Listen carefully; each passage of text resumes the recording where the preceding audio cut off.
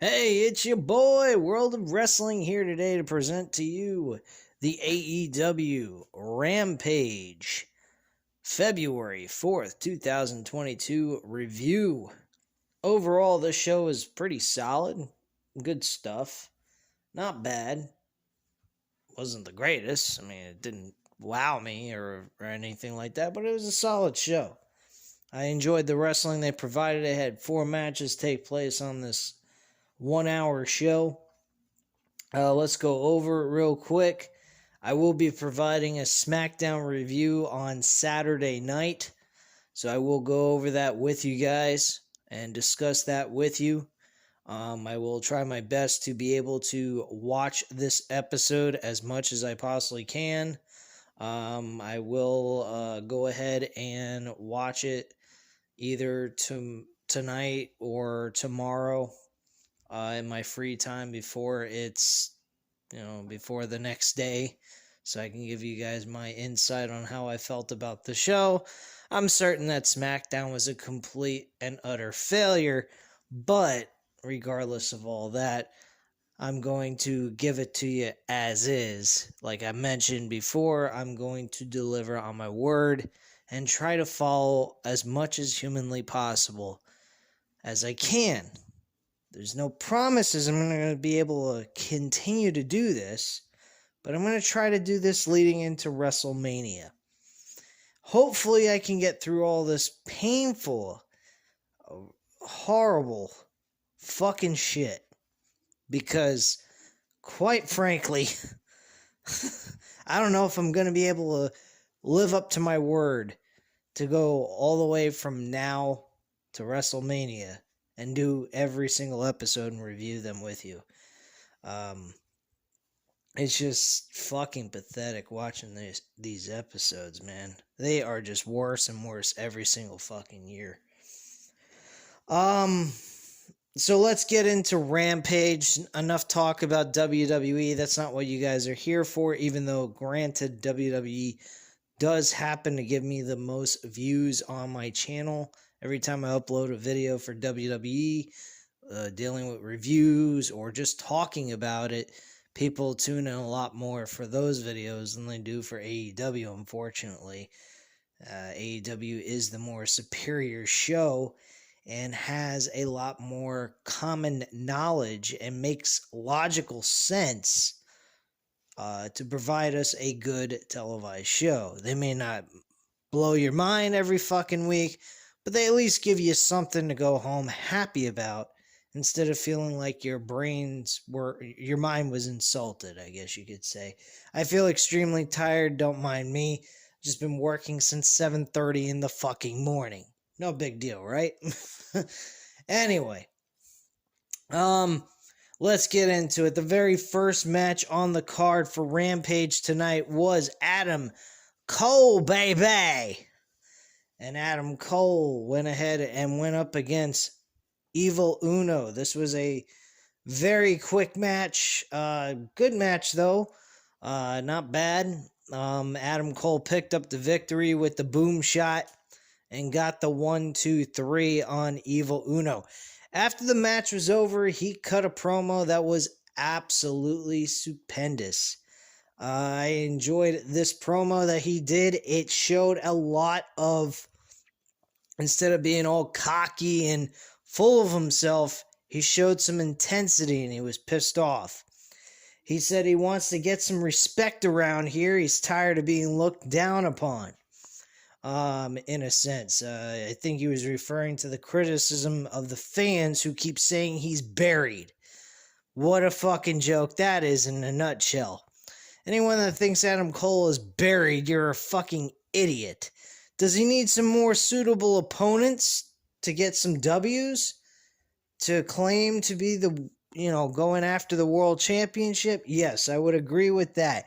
But buried is not the fucking word. If you think Adam Cole is buried, you better recheck yourself before you wreck yourself, okay? Because this guy has been producing some of the best matches, not with the biggest names of AEW, but still good matches with guys that are low-end characters on the show, and he's giving us good matches with them. That is not a burial. That is far from burial. This guy's on television every fucking week, giving us his all, doing a good job, being entertaining on the microphone, talking shit. Tonight, he went ahead and he cut the best promo he's cut in AEW since he got there. He went ahead and he said this. He said, look, man, I'm tired of being looked down on. I'm tired of not being taken seriously around here. People are going to start respecting me around here. You're going to see a different side of Adam Cole you never seen before. I'm going to be one pissed off son of a bitch, basically.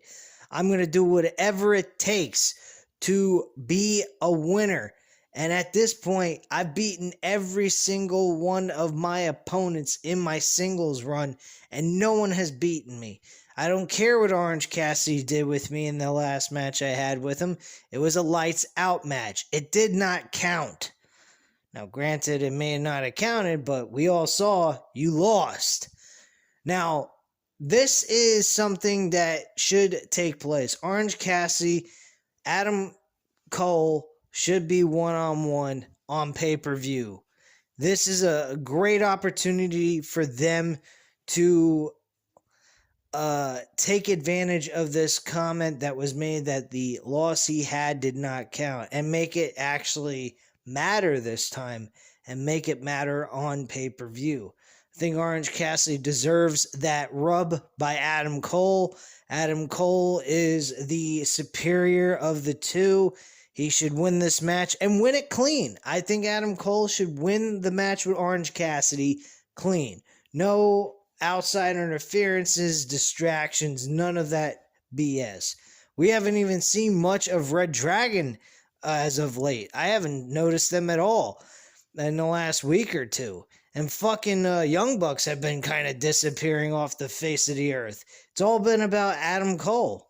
The whole entire thing has been about Adam Cole from the Elite. So, let's get real, guys. Adam Cole is doing most of his shit by himself as the last few weeks or so.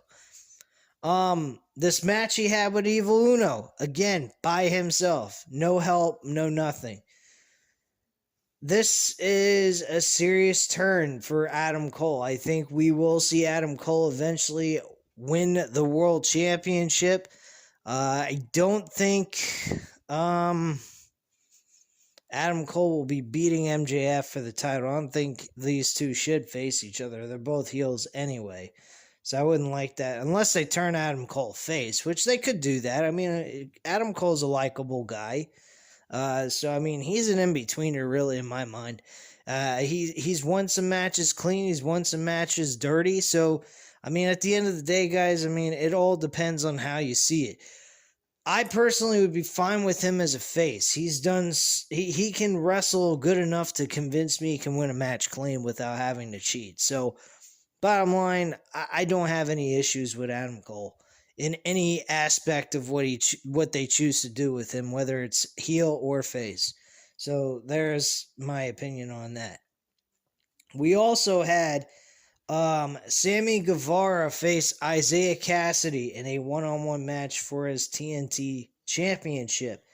Isaiah Cassidy lost this match to Sammy Guevara. There's no doubt about that. After the match was over, he was being attacked by Matt Hardy and the rest of the Matt Hardy, the MFOs, whatever the fuck they call themselves. His faction going after Sammy Guevara, and Darby Allin came to the rescue. He saved him from Andrade El Idolo and Matt Hardy from a beat down from those two. And after they made them retreat, Darby Allin looked at Sammy Guevara's two TNT Championship belts. He had interest in both of them. So there could be a strong possibility that we might see Sammy Guevara Darby Allin match for the TNT Championship at the Revolution pay-per-view. That would be a definite match I would book for pay-per-view. That is pay-per-view quality written all over it. I think these two did compete one-on-one once before, back when AEW first started, possibly, but I might be incorrect about that.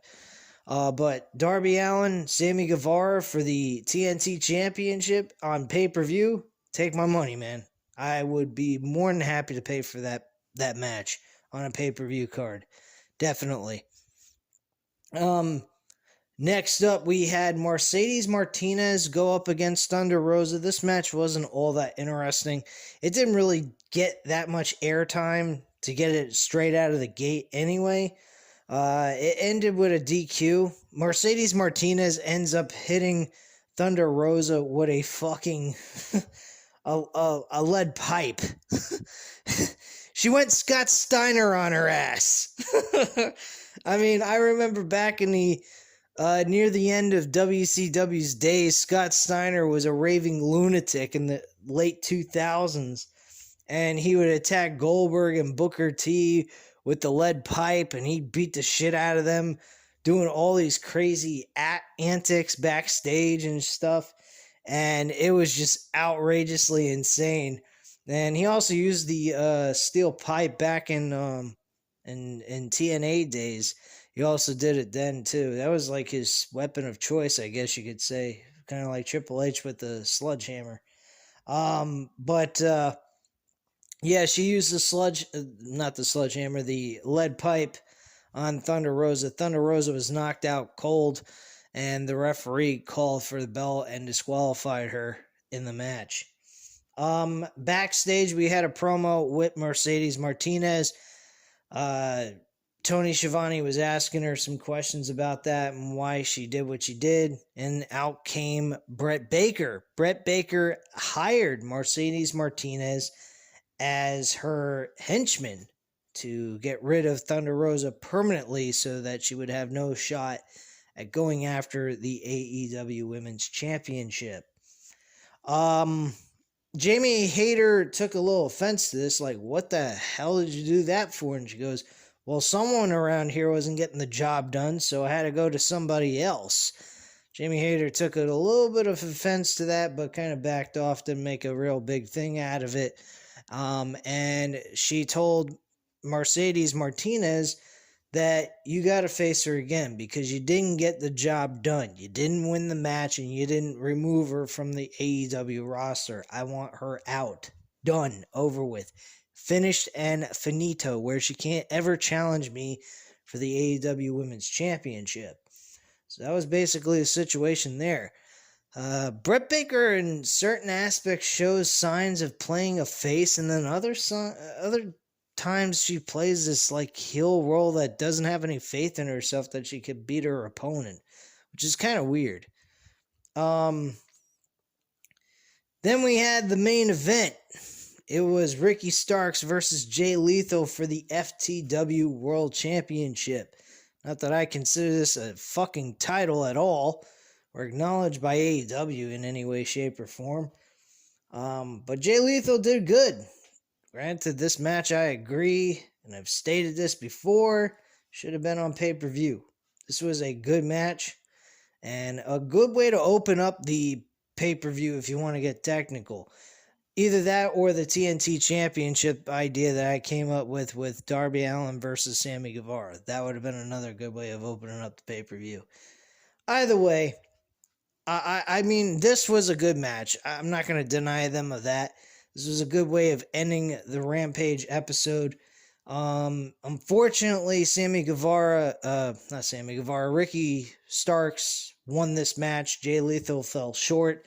He tried to go for the lethal injection. It was countered by Ricky Starks, and he was pinned for the 1, 2, 3. And that's how the match ended, and the show went off the air with him celebrating with the FTW still in his possession. And that was pretty much it. So, the big match for Dynamite coming up this Wednesday next week is going to be for the World Heavyweight Championship in a Texas death match between Adam Hangman Page and Lance Archer, which could be a good match, could be a shit match for all we know, but I'm hoping for a good one. I think with this deathmatch idea, this will lead to some really good stuff, despite the fact Lance Archer ain't got a shot in hell in winning the world title. If they take the title off of Hangman Page, I'm going to be really disappointed. I highly doubt they're going to go that route anyway, so I wouldn't count on it worth a continental shit. Hangman Page is retaining his championship. He's going to figure out a way to win this match, and that will be that. End of story. Anyway, guys, that's all I have to say at this time. I am tired. I am beat. I am really almost about ready to fall asleep while I'm talking to you guys on this video. So anyway, at this time, you know what to do. Hit the like button if you like this video. Hit the subscribe button if you're not already subscribed to the channel. And leave a comment down below. I'll definitely get back to you on that. And I thank you guys very much for watching. Have a great night, guys. Bye.